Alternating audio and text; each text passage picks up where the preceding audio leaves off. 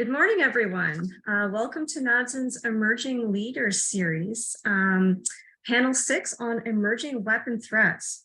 My name is Nancy Teeple. I'm a former postdoc fellow with NAADSN, a current fellow and a strategic analyst now with DRDC Canada, working for the Canadian Army Land Warfare Centre. I'm excited about this panel. We're looking at disruptive technologies and what they mean for strategic balances. I'd like to introduce our distinguished panel of graduate students, starting with Mihai Gavoy, who's a recent MA in history. He's a history graduate from Wilfrid Laurier University, where he studied Canadian Arctic sovereignty and security issues with Dr. Tara Brookfield and Dr. P. Whitney Lockenbauer. Since obtaining his degree, he developed an interest in international relations and defense policy, which led to working as an intern for the CDA Institute, where he contributed to developing the Expert Series podcast and conducted a few interviews of his own, most notably with retired General Andrew Leslie, about the current state of the Canadian Armed Forces. His research interests are in hard security in the Arctic, deterrence theory, and military doctrine. The paper he is presenting today is titled Instigator of Instability, the Impact of Hypersonic Weapons on Deterrence. I also would like to introduce Julie Clark, who is a PhD candidate in global governance at the Balsillie School of International Affairs. Julie was the 2021 Women in Security CGAI Fellow and was one of the Women in International Security Canada Emerging Thought Leaders for Gender and Security in 2020. Her research focuses on the governance of nuclear weapons, arms control, and disarmament policies, paying special attention to the Treaty on the Prohibition of Nuclear Weapons and its influence on disarmament debates. Today, she will present her work, Then and Now, Nuclear Weapons and Nonproliferation. Finally, we have Alexander Rudolph, who is a PhD candidate in the Department of Political Science at Carleton University, working under the supervision of Dr. Eleanor Sloan. Alex's dissertation project, Towards a Strategic Doctrine of Cyberspace, examines what it means for a country to defend or attack in cyberspace. Alex's research interests include the strategic thought of cyberspace, cyber force development, cyber force structures, Canadian cyber defense, Canadian foreign and defense policy, United States foreign and defense policy, NATO cyber policy, and the United Nations. Today, Alex will present his paper on the C in continental defense stands for cyber. So I'd like to welcome our panelists today, and we'll start with Mihai Gavoy. Perfect, thank you. Just give me one moment here, everybody. Okay. Okay, can everybody see me? Awesome, perfect. Okay, just let me get my timer here. Okay, so thank you very much, Dr. Teeple, for the very kind introduction.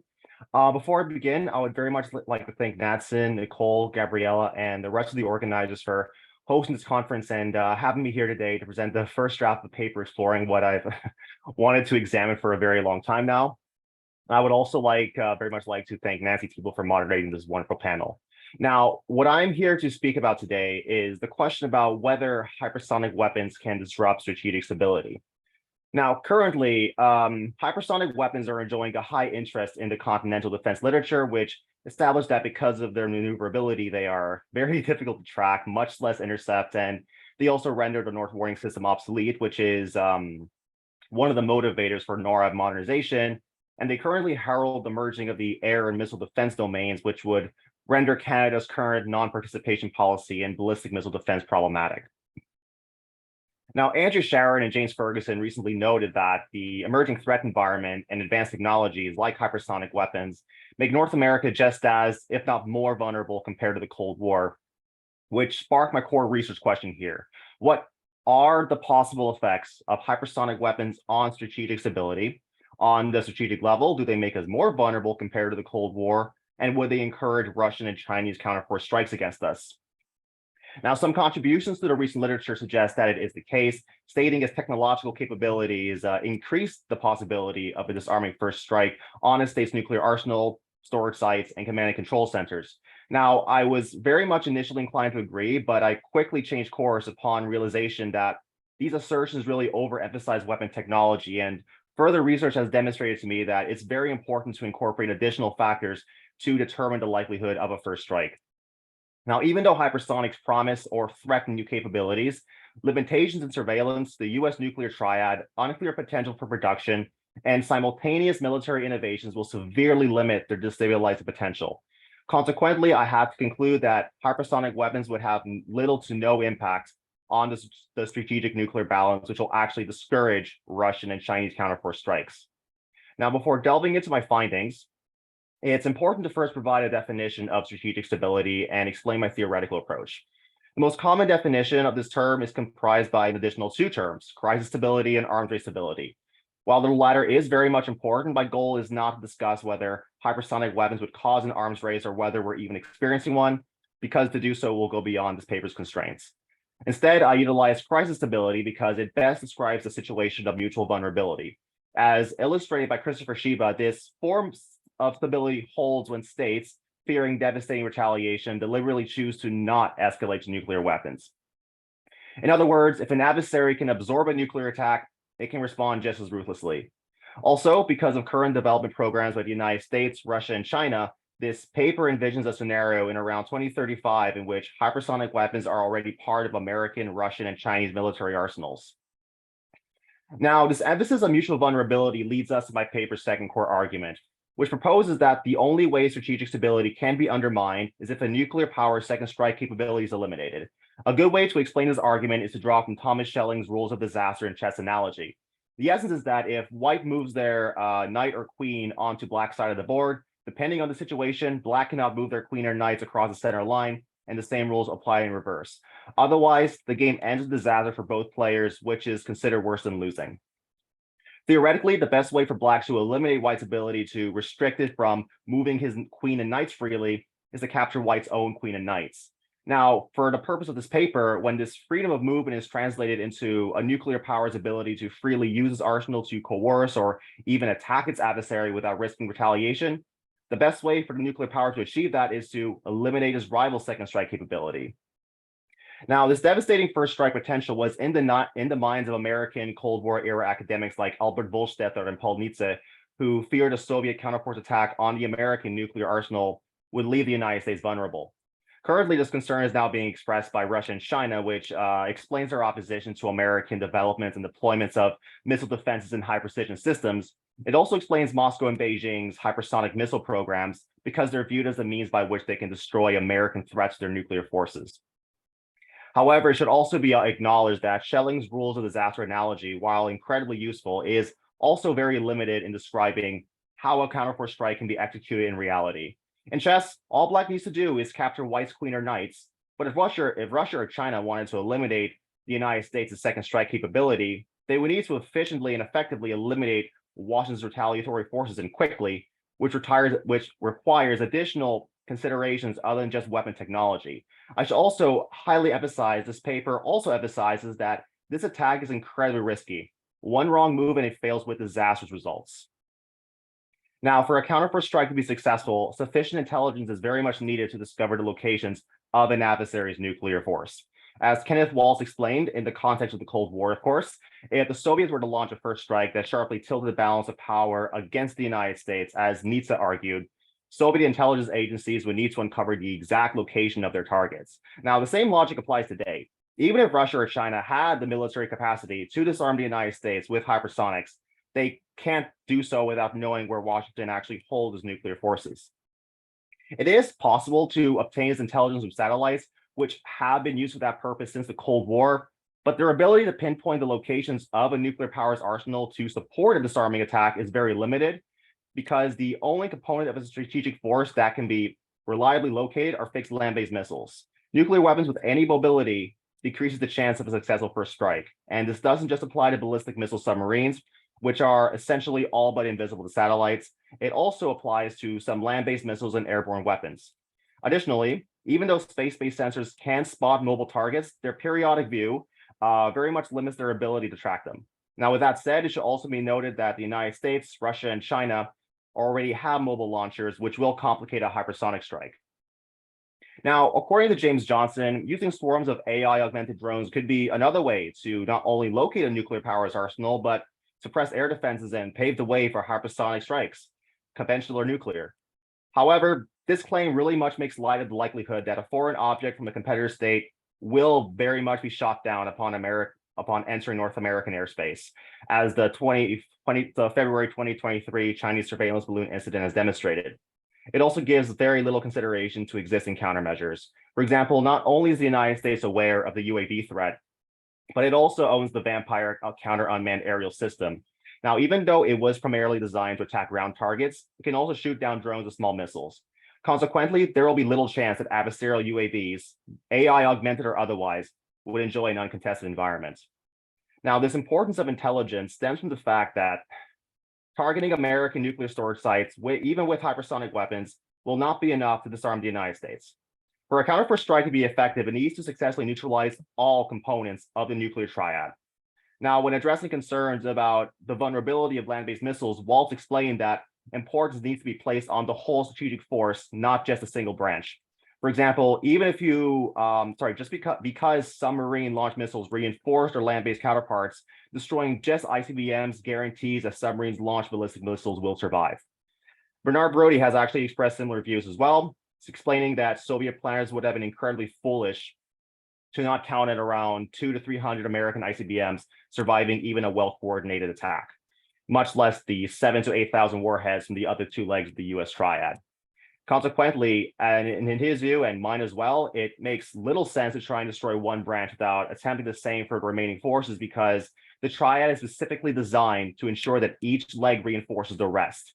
Also, maintaining and modernizing the nuclear triad is still very much official US policy, as clearly stated by the 2022 Nuclear Posture Review, which places immense value on preserving its ability to survive and retaliate after a strategic strike.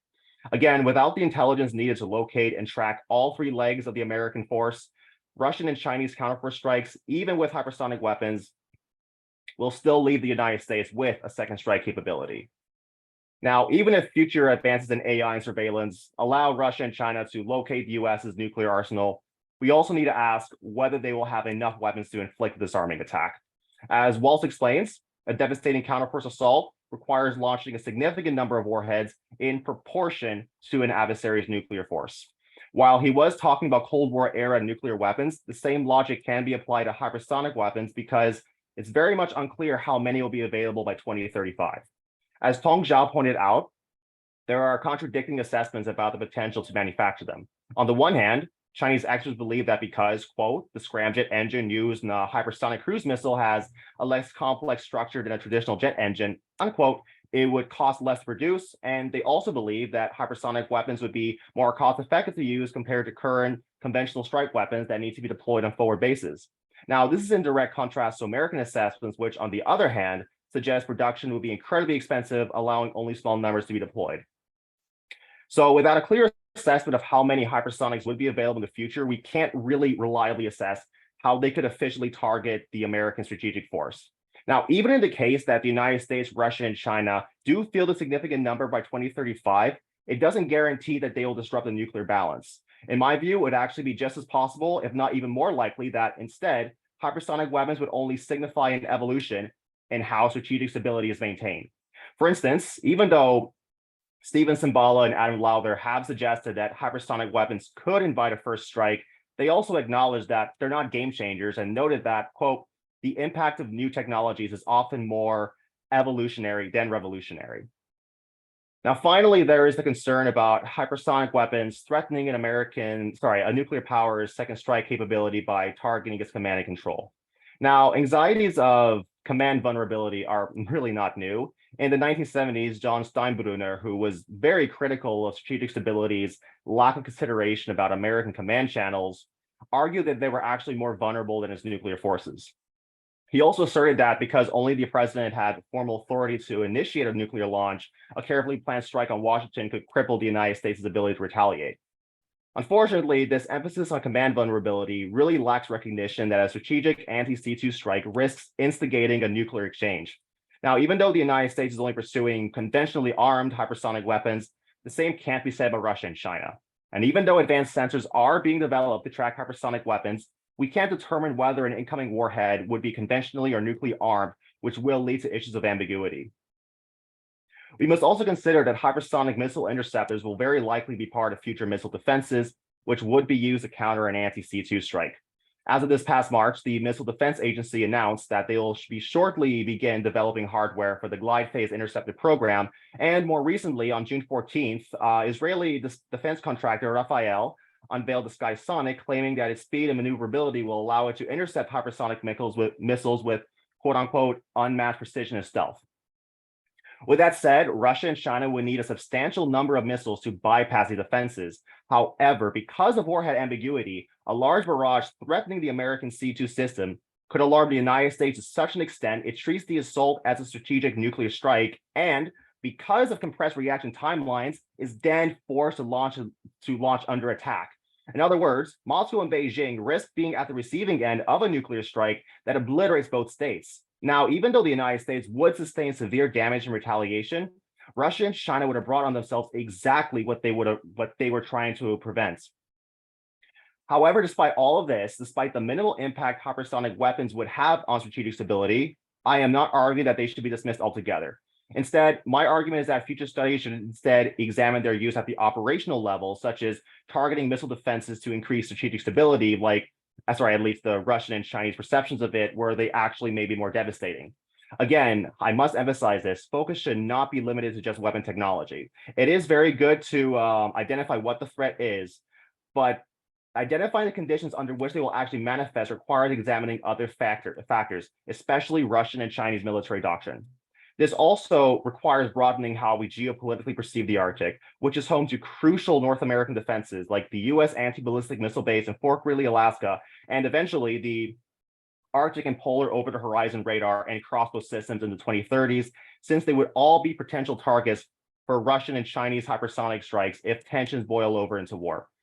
For this purpose, consequently, it will be very necessary to frame the region as another theater of great power politics in the context of current geopolitical rivalries in Europe and the Pacific, because how these threats will materialize here will heavily depend on what happens in both theaters.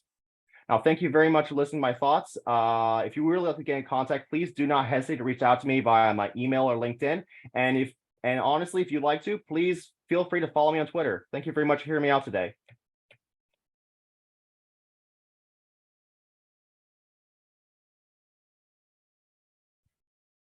Thank you very much, Mihai. That was very fascinating, and I'm sure we'll generate some excellent questions after the panels are completed.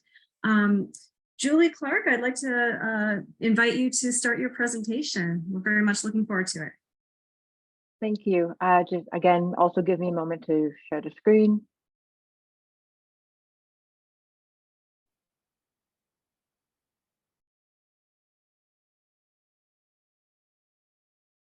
Can everybody see it all right?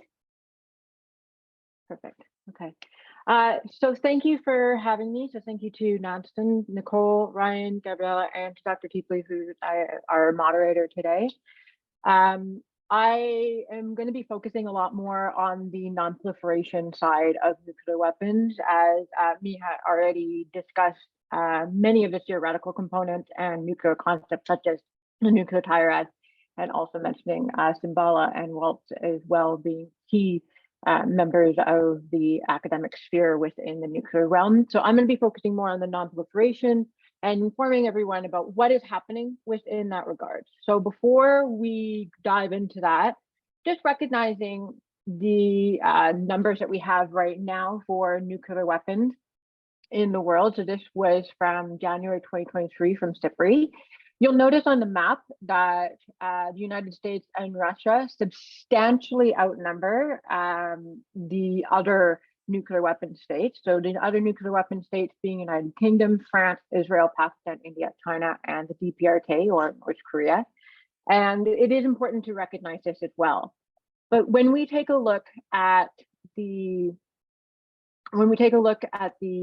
numbers that we have here, you'll notice that it has in some cases lowered themselves, and then in other cases that hasn't happened as well. So the total number of weapons that we have sitting today is estimated at 12,512. And you'll also take a note of the substantial difference between the United States and Russia from the 3rd, 4th, and 5th place of United Kingdom, France, and China. Being as North Korea tends to be in the news a lot, taking a look at the numbers that they have here, it's substantially less than those that are before it as well. I'll talk a little bit more when we talk about the emerging technologies, about the specifics of what this means, and how it's a lot more complicated than just simply saying that there are less nuclear weapons. It has a lot more to do with what is happening behind the scenes for getting rid of some of those weapons and what is happening with the emerging technology field. This is another look at the number of nuclear weapons that we have currently. You'll notice, again, the substantial numbers over the years. We have the peaks for the United States in the 1960s, and the peak not only in the 60s for the Soviet Union at that time, but also very close to the end of the Cold War itself. And then if we take a look closer, so I zoomed in here, you'll see the differences in them as well. But the one thing I want to take a note of is the fact that in the last year, there's actually a slight upclimb in the nuclear weapons being produced. And so this is a great concern in the non-proliferation realm, that we seem to be increasing, even though the numbers are starting to deplete. And again, I'll touch on that a little bit later. So the first non-proliferation treaty that we will be looking at is the Non-Proliferation Treaty, NPT. This is considered what I call the golden child, or the golden star treaty of the nuclear disarmament regimes. There are 93 signatories and 191 state parties, so that's significant. It's considered a universal treaty at this stage.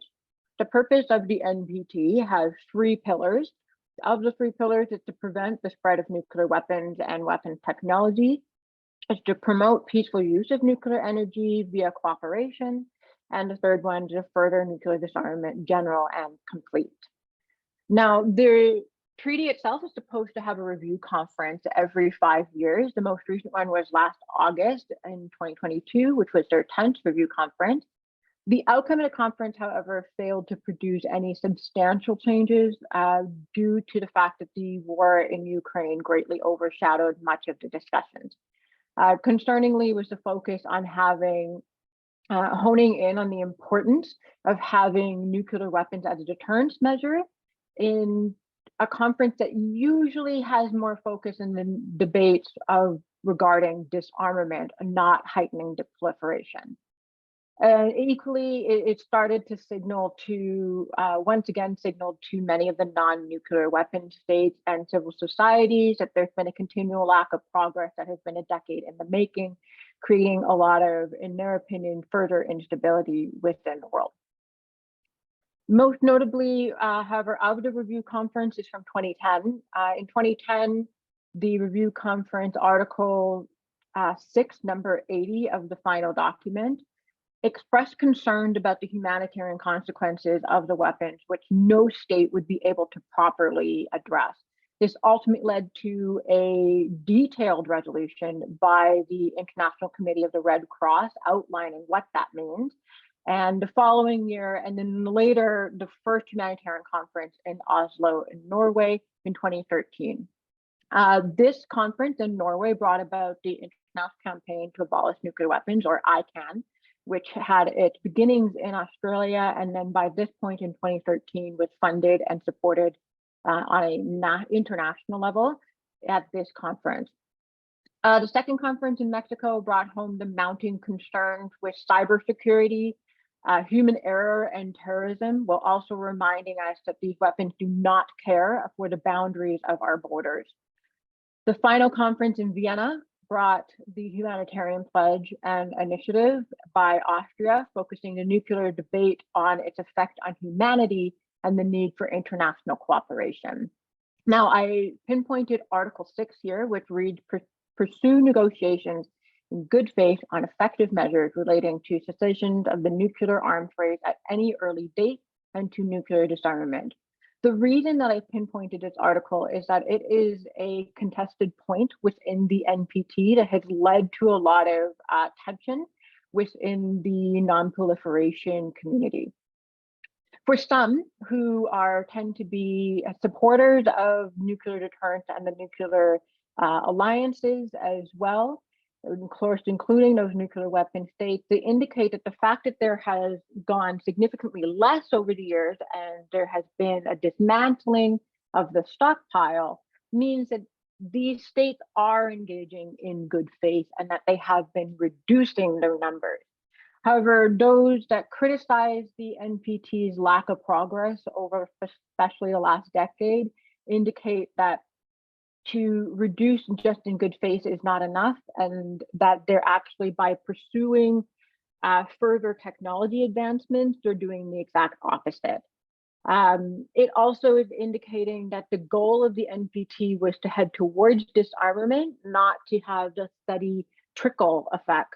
And within that argument, they ended up taking it to the International Court of Justice, which is responsible for the legal parameters in multilateral organizations and treaties in the United Nations. And the ICJ agreed that the NPT is failing to progress on good faith measures. What this leads to is the Treaty on the Prohibition of Nuclear Weapons. So that's the TPNW. The TPNW today has 92 signatories and 68 state parties. The purpose of this treaty is to ban the use of possessions and testings and transfers of nuclear weapons under international law. This includes hosting another country's nuclear weapons. The TPNW is heavily influenced by the anti-personal landmine ban, so the Ottawa Convention, and the Cluster Munitions Convention, as seen via the positive obligations that I've outlined here.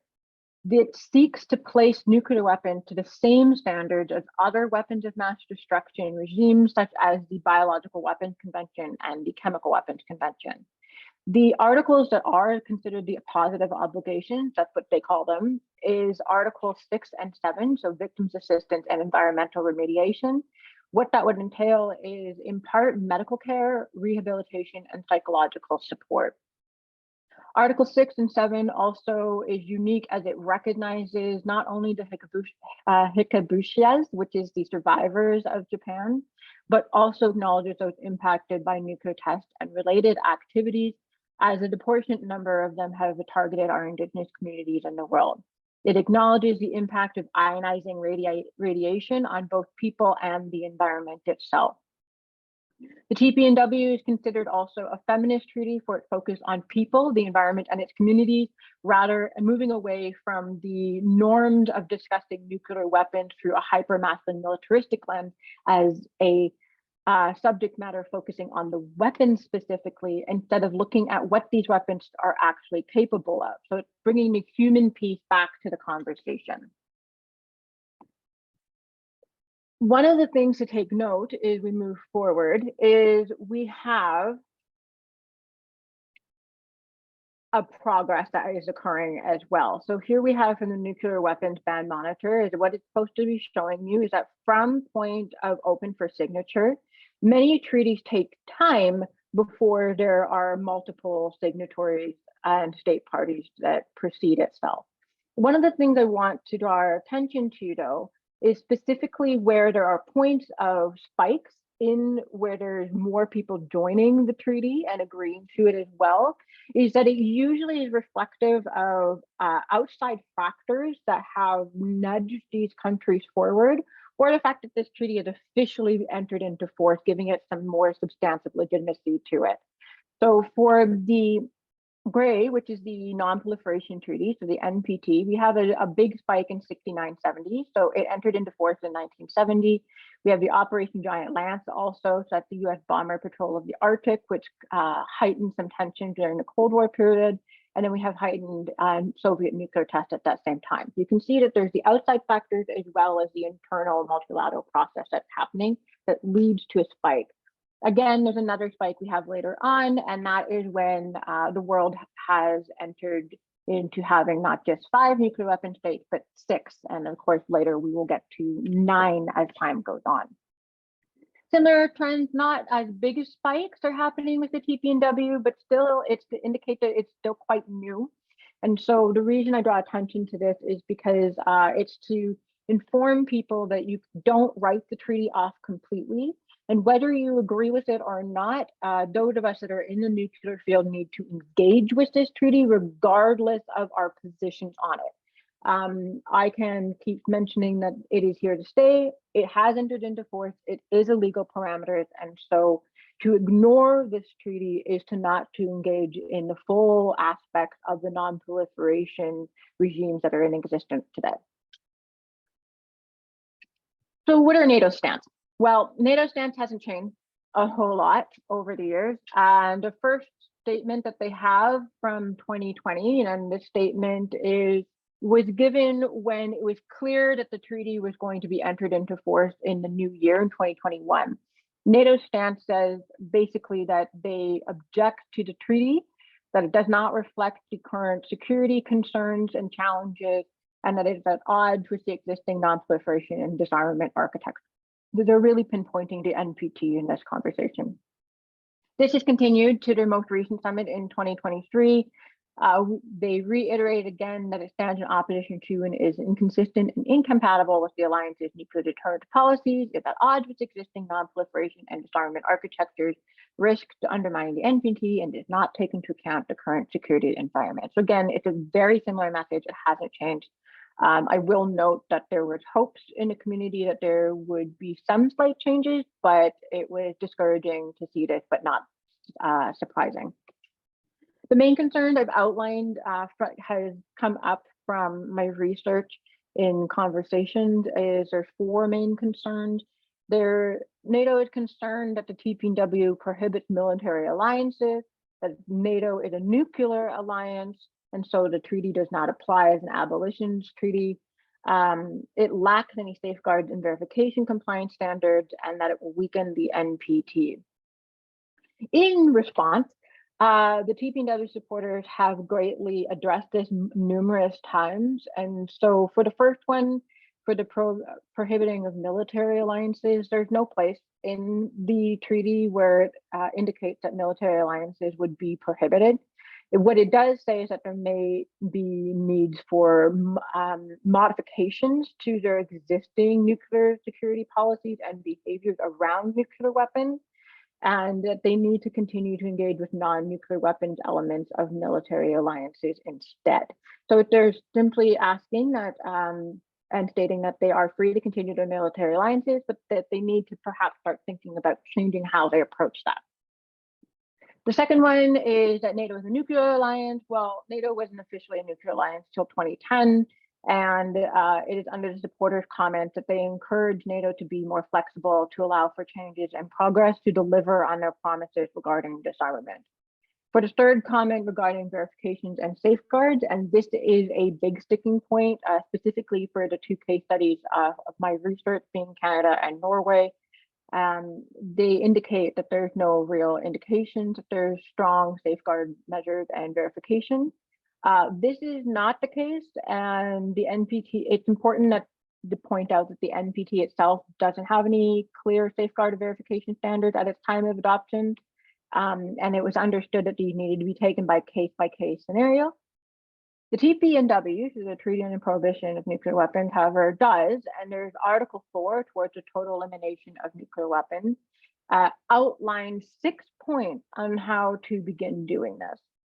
And the final comment with regards to the NPT, the comment is made that the NPT is mentioned with in TPNW preamble and is seen as an extension of the Article 6 effective measures.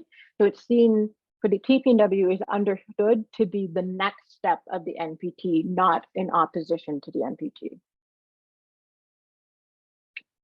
In terms of emerging technologies, since this is the panel that we're on today, we have upgrades that are currently happening. So part of it were conversations that Miha was just talking about, but specifically to upgrade while the trends are looking at there's a decline in their nuclear weapons in the earlier graphs I showed.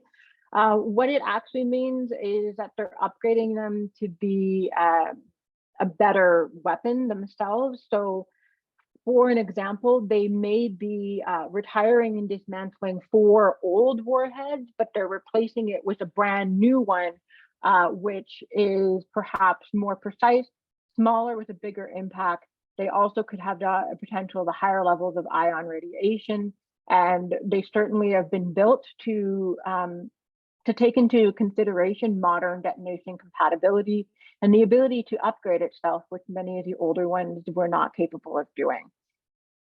This is an extensive and expensive nuclearization modernization programs are currently underway, most notably in US and Russia, so the former superpowers, but it's also occurring in China, the United Kingdom, and the DPRK, so North Korea. In terms of the ICBMs, so the intercontinental ballistic missiles, it's important to indicate when this is have the conversation, especially when it's discussed in the news, is that an ICBM is not always a nuclear weapon. It's simply the housing mechanism and the vehicle for what could potentially be a nuclear weapon. What makes a missile a nuclear weapon is the material that is placed inside of it, so uranium and high-grade plutonium. And so they're making these ICBMs better to see, so they're faster, more precise, and capable of launching at a farther distance. The most notable ones that have come up are currently in development and are in their testing stage. That's Sarmat RS-28 from Russia, which is capable of 18,000 kilometers. The US Sentinel's ICBM, or LGM-35A, is capable of estimated to be 5,500 kilometers. And for the most notable one that came to great concern to the community earlier this year is the DPRK's Hwangsong 15, which is capable of 13 kilometers, so 13,000 kilometers. So there's a bit of physics involved with this, of course. They're looking at how far up it can go in the testings, because the idea is that they would angle it down to go at a farther distance. So for the DPRK one, it's estimated that it would be capable of reaching the United States from Pyongyang area, or their testing sites in northern North Korea. And of course, the Sarmat one would be capable of much farther distance with its 18,000 kilometers. In terms of the low-yield tactical nuclear weapons, this is also a popular framing and modernization of emerging technology that is coming up, not only in the media, but also in the discourse within nuclear weapons as well. It's important to point that these are still nuclear weapons that is meant to be used in conflict.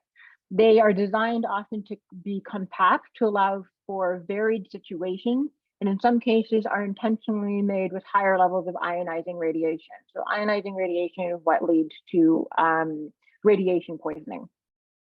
The range can be from 10 kT to 100 kT.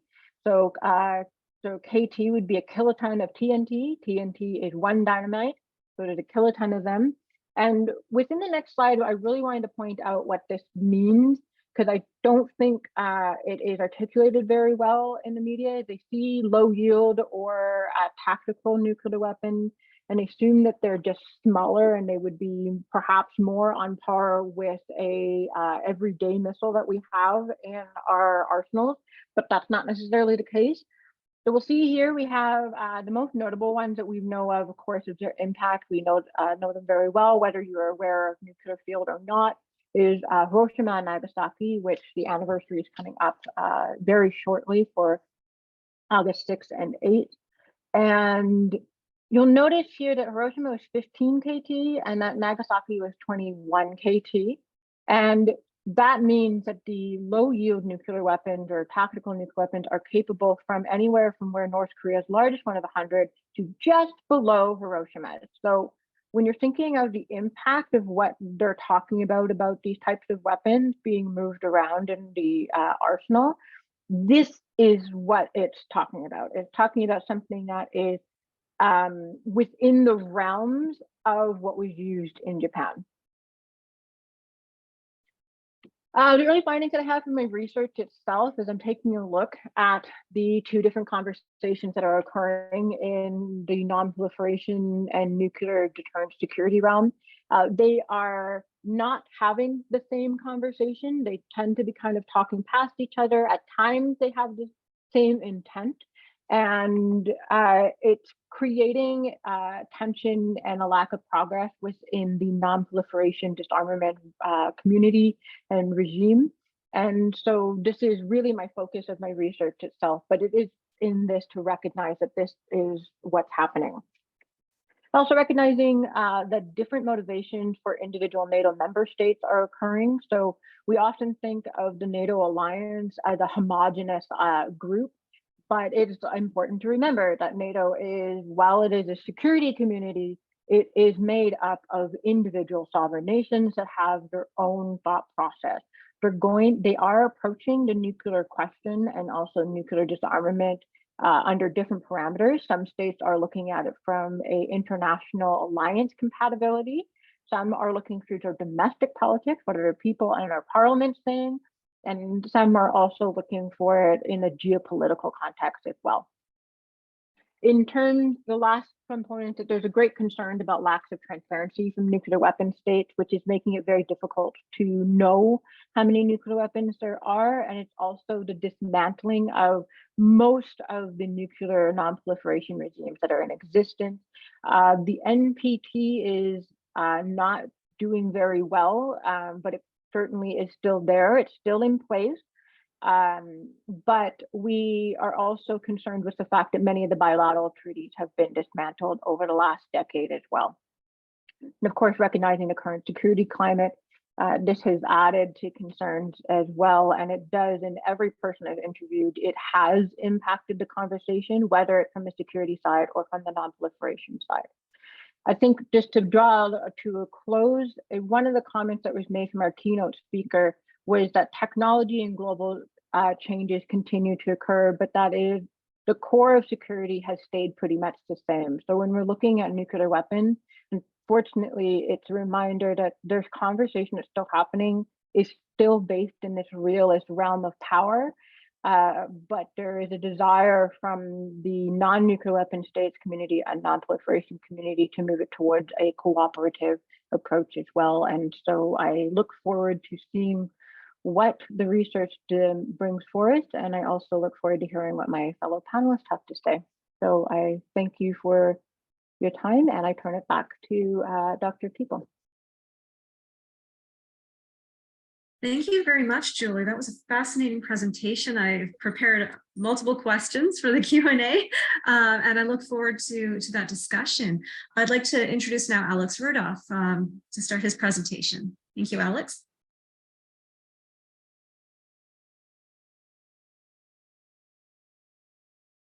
Yeah, thank you very much. Just get set up still here. All right, assuming that it is showing up well. All right. So today, I don't really have much of an argument. I'm just going to show you how NORAD monetization is really just digital transformation. So here me, I do cyber, just cyber, lots of cyber. And so today, be talking about general points about what cyber defense is, what it looks like in NORAD, and the general direction that NORAD is heading in. And so first, so cyber defense differs from cybersecurity in that it's all about threats and who those threats are: Russia, China, anybody that's trying to get into your networks to cause harm. And how Western states have particularly organized this is a chart that I put up here, largely divided into 3 areas, where those that are largely involved in the cybersecurity, just ensuring everything's running well, often called blue team.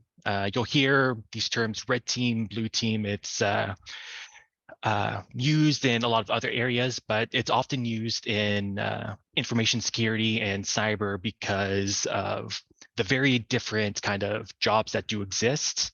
It's difficult to kind of combine them under like one overhanging definition. So often grouped as just red team. And so red team here are those that are actually doing the hacking, doing the really fun stuff.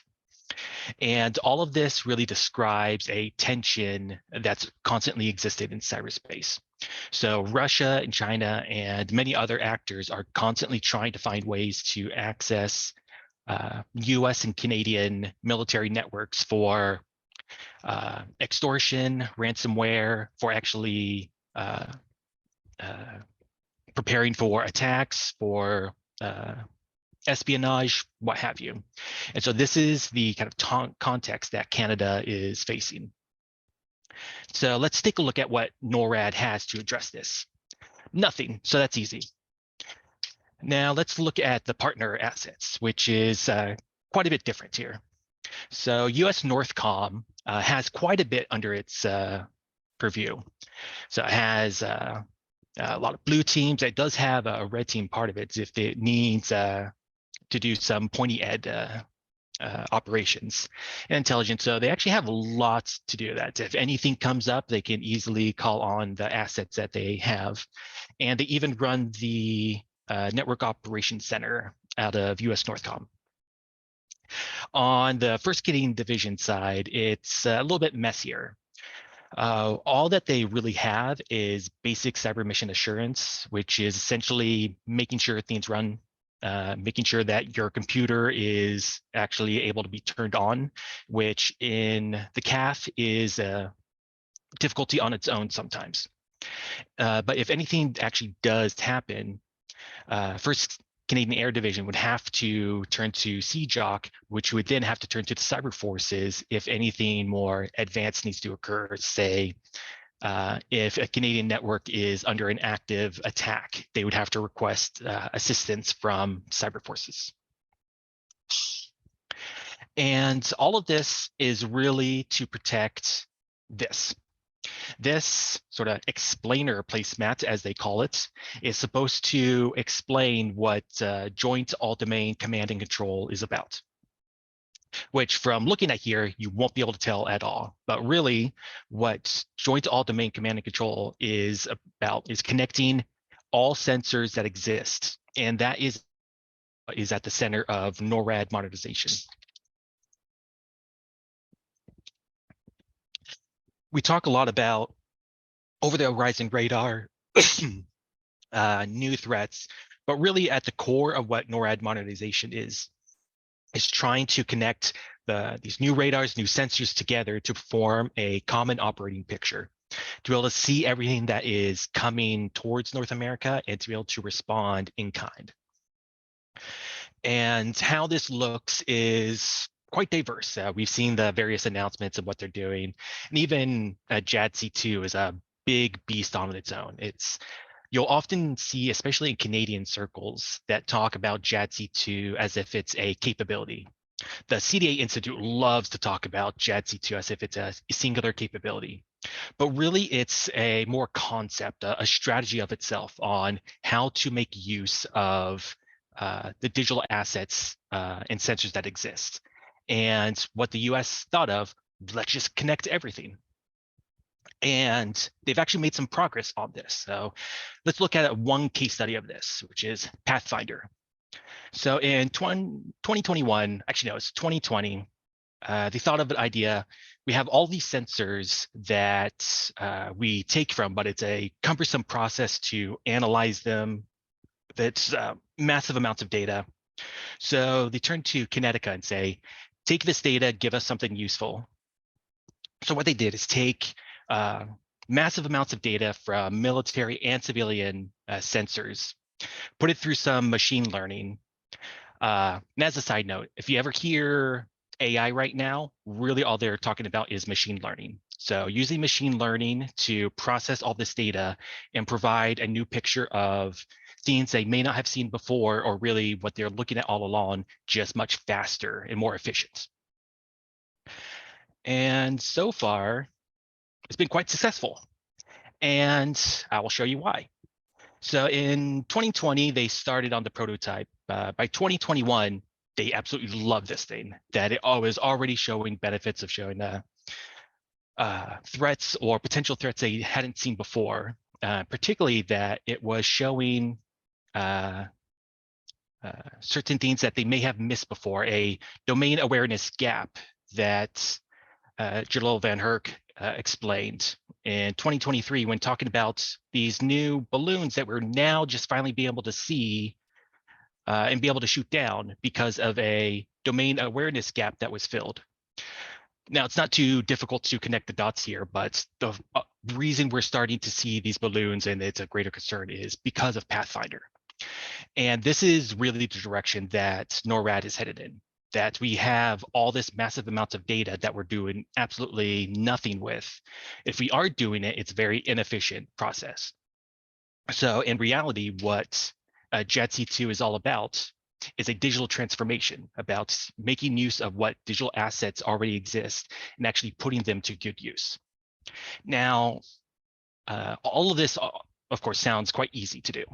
And if we use Pathfinder as the sole case for it, it is going to be easy for years to come. But Pathfinder is a rare case of agile procurement, buying something and putting it out within a few years, which is not uncommon with cyber and software type capabilities. But on the military side, trying to procure this, it can be a difficult thing. But how JADC2 and NORAD plans to do this is with information management, and all this occurs in the cloud. So what Pathfinder does, and where the direction of really all NORAD sensors and domain awareness is going to, is pumping all of this data into a shared cloud that can then be processed and used by everyone. And that is where JADC2 is slowly working towards. That I think they have some of the cloud storage up so far. It's a tricky bit, but the main takeaway from this is that when you have all these new radars, these old radars, these new sensors all connecting together, each one of these things acts as a tiny computer. And as a computer in and of itself, each node is potentially vulnerable to be attacked. And so by that nature, JADC2 and NORAD is becoming one of the biggest threat exposures that exist online, so that every bit of technology that exists in this network will become prime targets for Russia and China. And so we get this rough picture now of where US and Canada is moving towards. And let's take a bit wider view at over the horizon radar and think about if it can be attacked. So we have older over the horizon radar, which is pretty cool stuff. Bounces off the ionosphere, see what's there, information gets sent back. But then to get that information from these receiving and transmit stations, you need fiber, satellites, maybe microwave to send this information as fast as possible to those that can use it. Now, those modems, routers, any kind of networking that exists to do that can potentially be an access point. And we learned exactly how Russia would do this in Ukraine. So as likely one of its very first acts in its invasion of Ukraine, Russia hacked Viasat modems. So for those unfamiliar, Viasat is a satellite communications platform, largely for enterprises. Militaries use it, and Ukraine's military use it, which they subsequently replaced with Starlink. And so what their hack of Viasat was allowed them to do was to penetrate deep into Ukraine. If you are familiar with the opening of the war in the Battle of Hostomel Airport, the hack of Viasat was crucial for its opening attack on the airport, because it initially knocked out a lot of command and control throughout the forces, and Ukraine was ultimately able to adapt to it. But this by itself shows how even just one operation can completely upend a strategy, kind of as both Julie and Mihai showed that a miscalculation can have serious results. And if you have your main radar shut down, that can lead to some serious miscalculations. And so I've talked a lot about kind of where the US military is going, because really this is a US-led effort with JADC2. And Canada is just kind of along for the ride. That for the past 10 years, Canada has really struggled to develop cyber capabilities.